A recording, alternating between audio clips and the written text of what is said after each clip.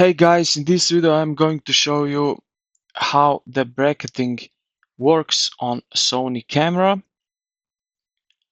So this allows the camera to automatically take a series of photos at different exposure levels. So let's get straight into it.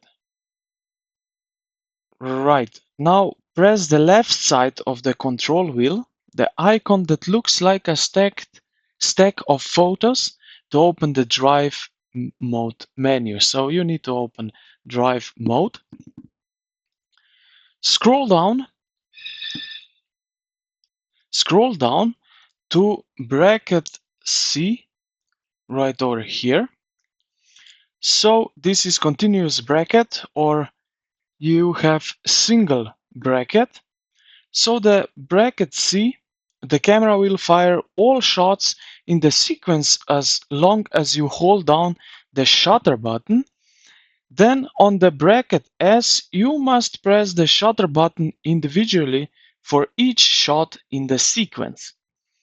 So if we press right side of the wheel to choose your settings, so I will explain you in a bit. So now if we press right, you will see that right here the number is changing. So what that means, so we have EV. This means that how much the brightness changes between shots. And then we have here images, so how many photos the camera will take. So for example, I have right here 3 EV and 5 images. That means, as you can predict,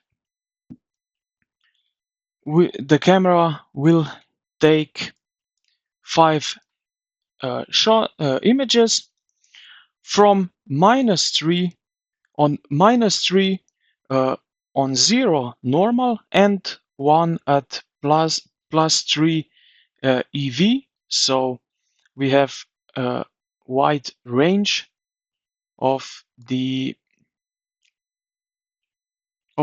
exposure. So I hope this video helped you out. If it did, consider to like the video and subscribe to the channel. Thank you for watching, and I will see you in the next one.